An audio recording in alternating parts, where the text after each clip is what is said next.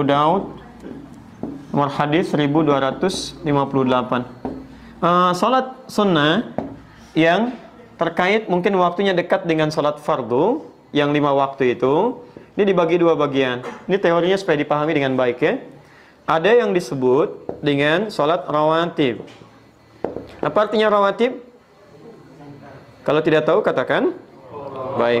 Apa artinya rawatib? Baik. Rawatib itu jamak dari kata ratib. Apa artinya ratib? Baik. Bukan Allahu alam. Ratib itu adalah sesuatu yang tersusun dengan rapi atau berurutan sifatnya. Tersusun berurutan atau tersusun dengan rapi. Makanya diserap ke dalam bahasa Indonesia menjadi tertib. Tertib kan berurutan, rapi. Ada salat-salat sunnah yang waktunya tersusun rapi berurutan dengan salat fardu. Terletak sebelumnya atau setelahnya. Jumlah rawatib ini itu ada 12 salatnya. Diketahui jumlah 12 ini dari hadis riwayat At-Tirmidzi. Nama aslinya Muhammad, berasal dari Tirmidz, disebut dengan At-Tirmidzi. Nomor hadis 414 riwayat Ummu Habibah radhiyallahu taala anha. Man shalla 12 raka'atan, siapa yang salat 12 rakaat fi yaumin wa lailatin, yang mengiringi salat fardunya siang dan malam. Arba'an qabla dhuhri, 4 rakaat sebelum zuhur. Baik. Perhatikan, raka'ataini ba'daha, 2 rakaat setelah zuhur. Kemudian raka'ataini ba'dal maghrib, 2 rakaat setelah maghrib. Raka'ataini ba'dal isya, 2 rakaat setelah isya. Wa raka'ataini qabla subhi, dan 2 rakaat sebelum subuh. 2, 4, 6, 8 tambah 4, 12. Jumlahnya 12 rakaat. Siapa yang konsisten mengerjakan ini selama hidupnya, Allah, sebelum dia wafat, terus dia kerjakan sampai meninggalnya, kata Nabi, bunyalahu bihinna baitun fil jannah. Akan dibalas oleh Allah kerja kerasnya ini dengan dibangunkan satu rumah untuknya di surga. Luar biasa. Ini. Nah, Ummu Habibah ketika mendengar kalimat Nabi ini, maka berkata pada dirinya, bima ma'na, laqad azamtu nafsi alla atrukaha tula hayati. Saya nggak akan pernah tinggalkan ini selama hidup saya. Bayangkan nggak? Ummu Habibah itu istri Nabi, orang paling mulia, ummul mukminin, di surganya bersama Nabi, jelas sudah punya rumah, kelasnya elit luar biasa. Ketika mendengar kalimat ini yang amalan sunnah, kata beliau, saya nggak akan tinggalkan ini selama hidup saya. Istri Nabi, dekat dengan Nabi, ahli surga, surganya terbaik, rumah paling elit, mendengar amalan sunnah, saya nggak akan tinggalkan. Ada perempuan, bukan di sini, di luar sana, bukan istri Nabi, tidak dekat dengan Nabi, belum jelas status surganya, amalan berantakan, hisab menegangkan. Masya Allah, ditawarin surga, rumah di surga, jangankan sunnahnya, yang wajibnya pun kadang terlambat. Cita-cita masuk surga Firdaus tanpa hisab. Masya Allah. Luar biasa. Nah, ketemu ini, teruskan. Sebentar, teruskan dulu, belum selesai. Teman-teman sekalian, di sini kita temukan ada sebelum, ada setelah. Jelas? 4 rakaat sebelum apa? Zuhur. Dalam bahasa Arab kita tuliskan sebelum, bahasa Arabnya qabla. Zuhur. Qabla zuhri, sebelum zuhur. Jelas? Kalau kita ingin hilangkan kalimat yang kedua, misal ini disebut mudhaf ilaih, kalimat yang disandarkan. Kalau menunjuk kepada waktu, ingin kita buang ininya supaya menunjuk pada kalimat yang dibuang, maka tambahkan ya setelahnya plus ta sebagai sifat. Asalnya qabla, ya, asalnya a, karena ada ya, maka huruf sebelumnya jadi i. Di qabliyah. Jelas ya? Maka kita dengar kalimat qabliyah zuhur misalnya. Itu maksudnya sebelum zuhur. Baik. Setelah, bahasa Arabnya ba'da. Setelah zuhur, ba'da zuhur. Di setelah, bahasa Arabnya apa?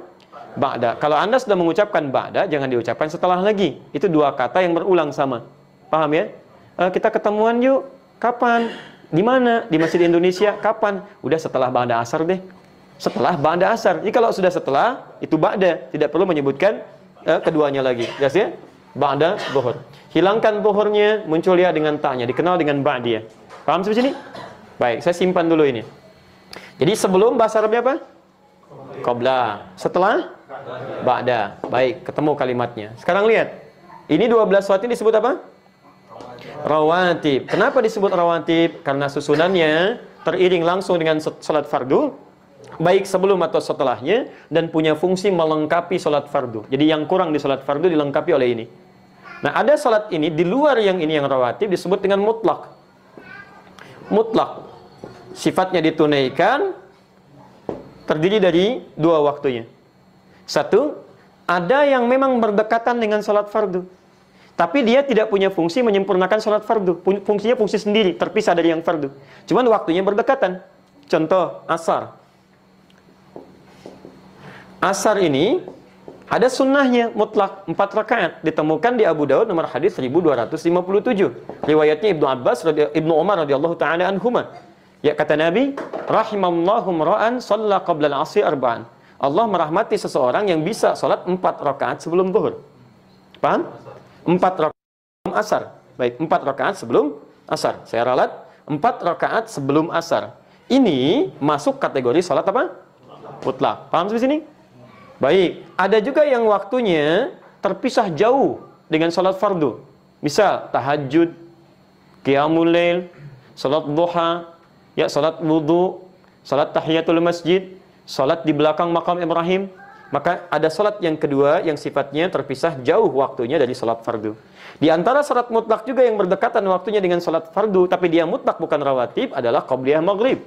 2 rakaat. Dalilnya Abu Daud nomor hadis 1258. Ya, kata Nabi, lihat kalimatnya. Ya. Sallu qabla al-maghrib rak'atain liman yasha. Silahkan sholat sebelum maghrib 2 rakaat bagi yang ingin. Ingat, ada kalimat bagi yang ingin. Beda redaksi ini dengan sholat-sholat yang lainnya. Wala tattakhidhuha sunnatan, tapi jangan dibiasakan. Apa maksudnya kalimat ini? Sholat 2 rakaat sebelum maghrib ini, sekalipun statusnya sunnah, masuk dalam mutlak, tapi tidak begitu dianjurkan oleh Nabi. Ya, karena waktunya yang sangat singkat, mepet antara adzan dengan iqamah, plus dari maghrib ke isya. Kalau orang pada sholat semua, maghribnya mundur, mendekat kepada isya. Bagi antum nggak ada masalah. Bagi orang tawaf yang ada di Mekah, bagi sekitaran di Madinah, atau waktunya yang sangat mepet. Makanya di Arab, umumnya ketika selesai adzan, itu umumnya akan cepat langsung iqamah. Nah, kalau misalnya Anda dalam situasi sudah baca Al-Quran, sudah berdoa, karena doa antara adzan dengan iqamat cepat dikabulkan, lebih cepat dikabulkan, Anda berdoa, sudah baca Al-Quran, masih ada waktu, orang pada belum datang, Anda ingin sholat, maka dipandang lebih bagus sholat daripada melakukan tindakan-tindakan yang tidak tepat. Ya, Anda malah bikin status, belum ada orang nih, sedang menunggu sholat maghrib. Paham ya? Sudah.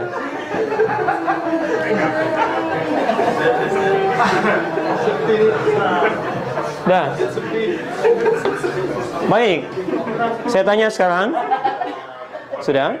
Baik, saya tanya sekarang. Ya, sebelum zuhur ada sholat? Ada sholat sunnah? Apa jenisnya? Rawatib. Setelah zuhur ada sholat sunnah? Apa jenisnya? Baik, sebelum asar ada sholat sunnah? Baik, tidak ada. Yang bilang tidak ada angkat tangan? Yang bilang ada angkat tangan? Yang tidak jelas gak usah ngangkat. Lihat, sebelum asar ada, kan kita bahas. Apa jenisnya? Mutlak. Baik ya, sebelum maghrib ada sholat sunnah? Apa jenisnya? Mutlak. Ba'da maghrib ada sholat sunnah? Ada. Apa jenisnya? Rawatib. Masya Allah. Sebelum isya ada sholat sunnah? Apa jenisnya? Kan saya nggak pernah terangkan. Bagaimana Anda bisa jawab? Saya kan belum sebutkan. Baik ya, belum. Saya nggak sebutkan. Coba lihat, ada nggak sebelum isya? Jangan pernah mengarang, karena mengarang hanya dalam pelajaran bahasa Indonesia. Ya, kalau ada dalil silakan kerjakan. Sebelum isya boleh 2 rakaat, boleh. Masuk dalam konteks mutlak. Karena setiap antara adzan dengan iqamah kebolehan ada salat 2 rakaat. Ini mutlak sifatnya. Boleh. Ba'da isya ada? Apa namanya? Rawatib. Baik. Sebelum, apa bahasa Arabnya? Qabla. Baik. Sebelum salat? Qabliyah. Baik. Setelah, apa bahasa Arabnya? Ba'da. Setelah salat? Ba'diyah. Baik. Qabliyah zuhur ada enggak? Ada. Berapa rakaat? 4 rakaat. Ba'diyah zuhur? Berapa rakaat? 2 rakaat. Baik. Qabliyah asar? Ada. Berapa rakaat? 4 rakaat. Apa jenis qabliyahnya? Mutlak. Jelas? Sebelum zuhur apa jenis qabliyahnya? Rawatib. Di sini seringkali orang keliru menduga bahwa kalau disebutkan qabliyah itu yang dimaksud rawatib. Ini sering keliru di sini. Sehingga ketika disebutkan nggak ada qabliyah asar. Ada qabliyah asar, yang nggak ada itu rawatib sebelum asar. Jelas ya? Qobliyah asar ada, jenisnya disebut dengan mutlak. Di qobliyah itu nama umum bagi setiap sholat yang ditunaikan sebelum sholat fardunya. Jenisnya bisa mutlak, bisa rawatib. Paham sampai sini?